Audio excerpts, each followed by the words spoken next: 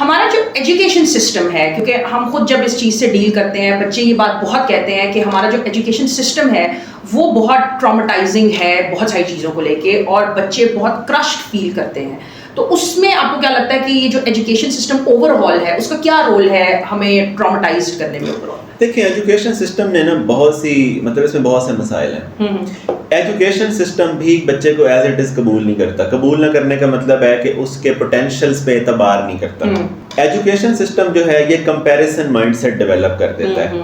Education system ये कहता है कि सारों से आगे निकलोगे तो फिर तुम कुछ इंसान हो। उसकी जो इज्जत है ना वो उस पे करता है कि तुम नंबरों में कितना आगे गए हो।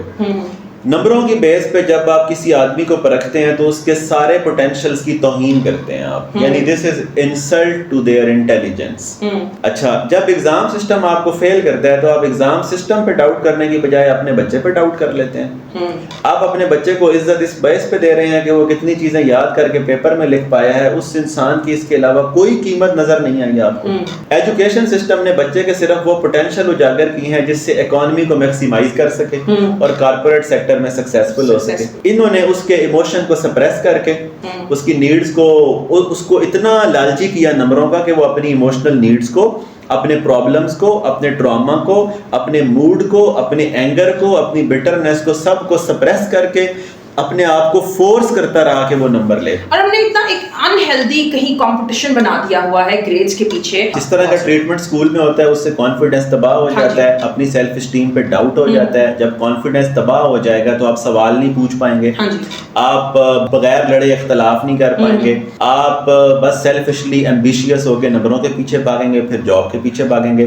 कितनी गलत बात है कि आप अपने आप को डिफाइन नंबरों की रोशनी में करेंगे, दूसरों को भी नंबरों की रोशनी में देखेंगे, फिर करियर की रोशनी में देखेंगे, फिर कोई कमाता कितना है इस रोशनी में देखेंगे, और आप मोटिवेट करने के लिए दूसरों को ये बताते हैं कि उसके पास है क्या, वो कमाता कितना है, वो उसने अर्न कितना किया है। ये सारी इसकी इंपॉर्टेंस अपनी जगह पे मौजूद है, पर जब उस रोशनी में वो अपने आप को देखता है तो वो अपने आप को अनवर्दी समझ बैठता है। तो ऐसा होता भी है ना, तो वो इस सारे के बगैर भी खुश था। पहले आपने उसमें लालच डाला, फिर उसको ना पा सकने का डर डाला, और फिर इस चक्कर में उसके 30-40 साल लगवा दिए। इससे थोड़ी ना कोई अमीर होता है। लालच और खौफ की नफ्सियात आपको हमेशा स्ट्रेस में रखती है। जब आप नाकामी के डर से 4 साल गुजारेंगे तो 4 साल एजुकेशन सिस्टम ने आपको स्ट्रेस में रखा। तो क्या शौक की पढ़ाई कोई चीज नहीं होती? क्या शौक पे नहीं खड़ा किया जा सकता था? एक एजुकेशन सिस्टम का ना बहुत बड़ा जुल्म देखें, ये सिखा देता है ये क्या है और ये कैसे करना है, लेकिन उस चीज का शौक नहीं पैदा करता। वो बच्चे जो दर्जनों किताबें पढ़ के पास हुए हैं अगर उन्होंने पढ़ी हैं तो, लेकिन उन्हें किताबें पढ़ने का शौक नहीं है। हाँ जी, शौक डेवलप ही नहीं किया गया। हाँ, तो शौक पैदा किए बगैर जब भी कोई चीज ठोंसेंगे तो वो उस सिस्टम से, उस काम से बच्चा बेजार हो जाएगा। बिल्कुल ऐसा है। एक हेल्दी एंजॉयबल एक्टिविटी थी रीडिंग। आपने तालीमी निजाम में इस तरह से पढ़ाया है कि वो पढ़ने से बेजार हो गए। बिल्कुल। तो एजुकेशन सिस्टम ने हमेशा कंडीशनल रिस्पेक्ट की है। नंबरों वालों की तारीफ यूं की है कि जिनके नंबर नहीं आए वो इंसल्ट फील करें। बिल्कुल। हमेशा कंपैरिजन किए हैं। बच्चों का रिजल्ट सारी क्लास के सामने डिस्प्ले कर देते हैं। मैं किसी वजह से नंबर नहीं ले पाया, मेरे 100 में से 17 आए हैं, अब सारी क्लास मुझे क्यों ह्यूमिलिएट कर रही है? क्योंकि आपने मेरा रिजल्ट गैलरी में लगा दिया। बिल्कुल। जिस आदमी को कॉन्स्टेंटली मॉनिटर किया जाएगा वो अपने आप पे डाउट करेगा, वो डर की नफ्सियात में चला जाएगा, वो इनसिक्योर फील करेगा, वो कभी भी रिलैक्स फील नहीं कर पाएगा, तो उसका हर वक्त बॉडी में स्ट्रेस रिलीज होता रहेगा। हमने सेलिब्रेशन भी सिर्फ उन पहली 3 पोजीशंस की कर दी ना एजुकेशन सिस्टम के थ्रू।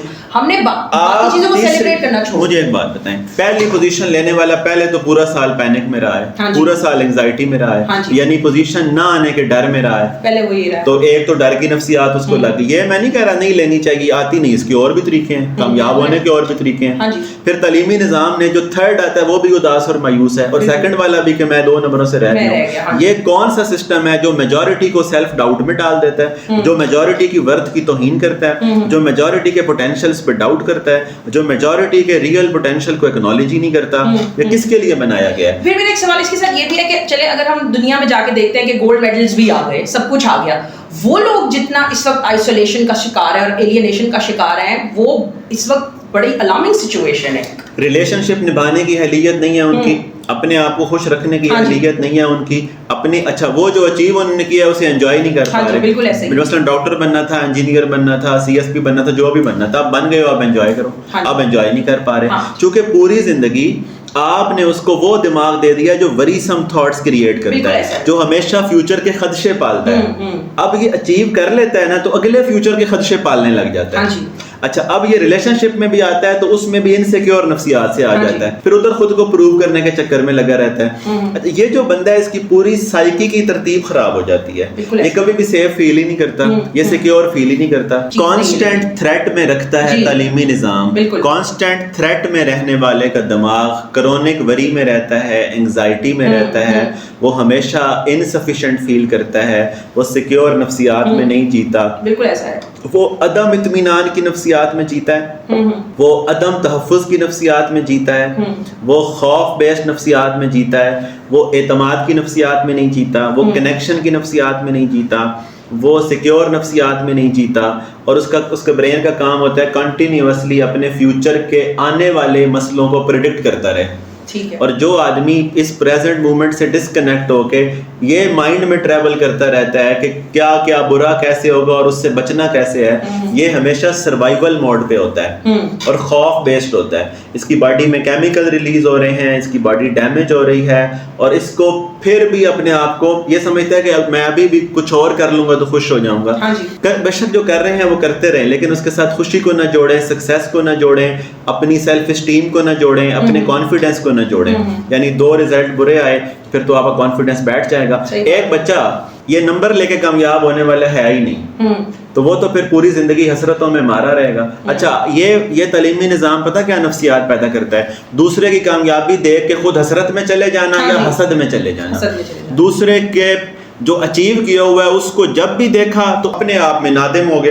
यानी इसीलिए तो अब मसला ये आ गया कि अब टॉप करके आपको समझ नहीं आ रहा बताऊं किसको, क्योंकि जिसको आप बताएंगे वो अपनी हसरतें याद करने लग जाएगा, काश मैं भी ये कर लेता, मैं पीछे रह गया हूँ, मैं इसको नहीं पा सका, या वो हसद करने लग जाएगा कि मेरे पास क्यों नहीं है, उसे अनड्यू मिल गया है। तो अब आपके तालीमी निज़ाम ने ये जो दो मसले पैदा किए हैं, इसके नतीजे में आपके साथ खुशी सेलिब्रेट करने वाला बंदा ही कोई नहीं। और ये जो अचीवमेंट्स के साथ आपने खुशी जोड़ दिया, चले चीज़ों के साथ तो जोड़ी ही थी कि मैंने ग्रोथ करनी है तो फिर मुझे मज़ा आना है, ये पेरेंटल ट्रीटमेंट और एजुकेशन ने हमेशा इनसफिशिएंट फील कराई। तो कुछ भी नहीं, अभी आपको बहुत आगे जाना है, आगे आप जाएं जितना मर्जी जाएं, लेकिन आप काबिल इज्जत हैं, काबिल मोहब्बत हैं अगर आप ये कर लें तो। एक जुमला बोलूं, हम शौक की ज़िंदगी जी नहीं रहे, हम डर और लालच की ज़िंदगी जी रहे हैं। लालच और शौक में बड़ा फ़र्क होता है, लालच चीज़ों का होता है, शौक काम का होता है।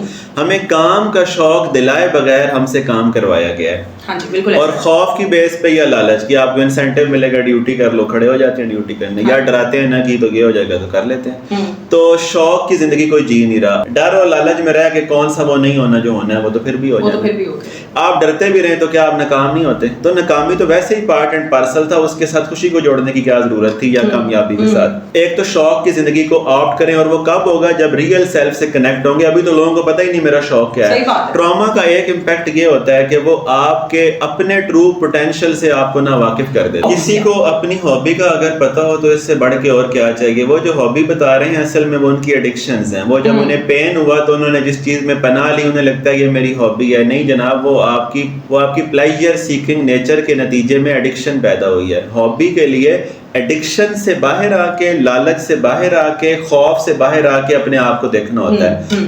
कौन सा काम जो मैं काम करूं पर काम न लगे, ये उसका पोटेंशियल होता है। तो आपको क्या लगता है कि हम लोग फिर at the end of the day कहीं इस पेन में प्लेजर भी ढूंढने लग जाते हैं? देखें, जो फेमिलियर पेन होता है ना, उसमें लोग ज्यादा कंफर्टेबल फील करते हैं ना फेमिलियर या अनफेमिलियर सुकून से। Fear of the unknown. हाँ, वो फियर ऑफ द अननोन। मतलब अगर उस पार सुकून है भी सही ना और यहाँ पे दर्द है, वो इस डर से इस दर्द को नहीं छोड़ेंगे, हो सकता है आगे ज्यादा दर्द मिले। हाँ जी, हो सकता है। आस्क मैनी पीपल के यहाँ पे आपको इतना दर्द है तो फिर भी आप उसी जगह पे नौकरी क्यों करते हो? उसने कहा वो अगले में इससे ज्यादा मसाइल हुए। तो आपने वर्स्ट पॉसिबिलिटी सोची है, प्लेजेंट नहीं सोची। यही मैंने आपको कहा था, ट्रॉमा आपकी इमेजिनेशन को अल्टर कर देता है कि ये हमेशा वर्स्ट पॉसिबिलिटी को इमेजिन करता है, क्योंकि वो सारी जिंदगी आपने एक सर्वाइवल बचपन से लेकर एक अडल्टहुड तक सर्वाइवल सिस्टम में रहेंगे तो खदशे नजर आएंगे। हाँ जी।